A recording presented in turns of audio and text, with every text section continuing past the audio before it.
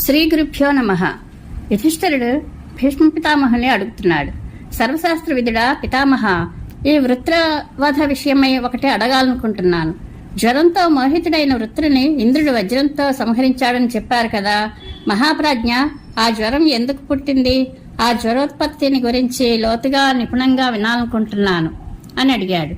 భీష్ముడు ఇలా చెప్తున్నాడు. రాజా, లోకప్రసిద్ధమైన జ్వరోత్పత్తిని గురించి విస్తారంగానే చెప్తాను విను. సుమేరు పర్వతానికి జ్యోతిష్కం అనే పేరు కల శిఖరం ఉంది. అది త్రిలోక పూజితం. సవిత్రునితో సంబంధం కలిగి సావిత్రం అనే పేరు ఉండేది. సర్వరత్నాలు అందులో ఉండేవి. ఇంత ఎత్తు అని ఎవరూ చెప్పలేనిది, ఎవరూ ప్రవేశింపరాకుండా ఉండేది. బంగారు ధాతువులతో నిండిన ఆ కొండ శిఖరాన శయ్య మీద ఉన్నట్లుగా మహాదేవుడు ఉండేవాడు. అతని ప్రక్కనే నిత్యము పార్వతి కూడా శోభించేది. మహాత్ములైన దేవతలు, అపారశక్తి కల వసువులు, దేవవైద్యులైన అశ్వినీ దేవతలు, గుహ్యకులతో పరివేష్టింపబడి శంఖపద్మాది నిధులతో పరమైశ్వర్యంతో ఉన్న యక్షరాజు కుబేరుడు, మహాత్ములైన శుక్రాచార్యులు శంకరుల్ని ఉపాసిస్తున్నారు. సనత్కుమారుడు మొదలైన మహర్షులు, అంగిరసుడు మొదలైన వారు, అలాగే దేవర్షులు, విశ్వావసుడనే గంధర్వుడు, నారద పర్వతులు, అప్సరోగణాలు, ఇలా ఎంతో మంది అక్కడికి వచ్చారు. ఎన్నో పవిత్ర గంధాలను మోసుకొని వచ్చి వాయువు సుఖకరంగా వీస్తున్నాడు. చెట్లన్నీ అన్ని ఋతువుల పువ్వులతోనూ నిండి ఉన్నాయి. అలాగే విద్యాధరులు, సిద్ధులు, తపోధనులు మహాదేవుని సేవిస్తున్నారు. నానా రూపాలను ధరించిన భూతాలు, మహారౌద్రులైన రాక్షసులు, బలవంతమైన పిశాచాలు, అలాగే మహాదేవుని అనుచరులు ఎన్నో రూపాలు, ఆయుధాలు దాల్చి సంతోషంతో అగ్నుల వలె శోభిల్లుతూ ఉన్నారు. అక్కడ నందీశ్వరుడు ప్రజ్వలించే తేజస్సుతో శూలం తీసుకుని శివుని అనుమతితో నిలిచాడు. గంగానది సకల తీర్థాల జలాలతో రూపుదాల్చి మహాదేవుని సేవిస్తోంది. ఇలా భగవంతుడైన మహాదేవుడు దేవతల చేత, దేవర్షుల చేత పూజింపబడుతూ మహాతేజస్వియే అక్కడ ఉన్నాడు.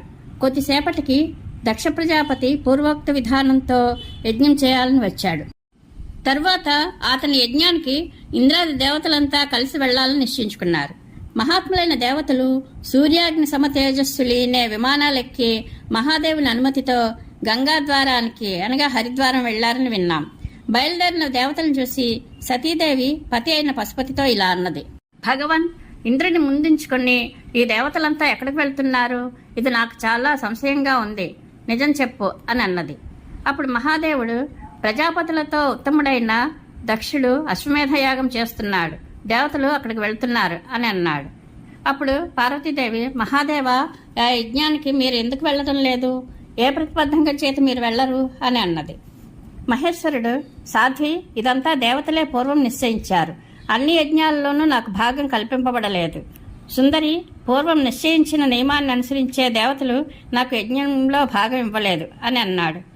అప్పుడు పార్వతీదేవి, భగవాన్, మీరు సర్వభూతాల్లోనూ ప్రభావం చేత, గుణాల చేత అధికులు. ఎవరూ మిమ్మల్ని జయించలేరు.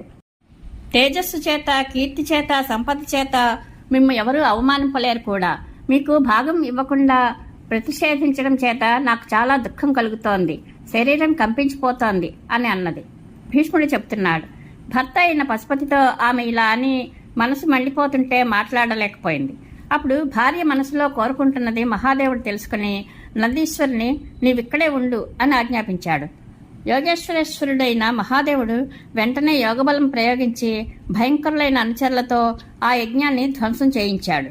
కొంతమంది అనుచరులు సింహనాదాలు చేశారు, కొంతమంది వికటాట్టహాసాలు చేశారు, ఇంకా కొంతమంది యజ్ఞకుండంలో రక్తం చెల్లారు, కొంతమంది యూపస్తంభాలు పెకిలించి వికృత ముఖాలతో సంచరించారు, కొంతమంది ఆ యజ్ఞ పరిచారకులను, ఇతరులను మింగేశారు. ఇలా అంతటా ధ్వంసం చేయబడుతున్న యజ్ఞం మృగరూపం ధరించి ఆకాశంలోకి వెళ్లిపోయింది. యజ్ఞం ఇలా మృగరూపం దాల్చి వెళ్తూ ఉండడం చూసి శివుడు ధనుర్బాణాలు దాల్చి మృగాన్ని వెంటనంటాడు.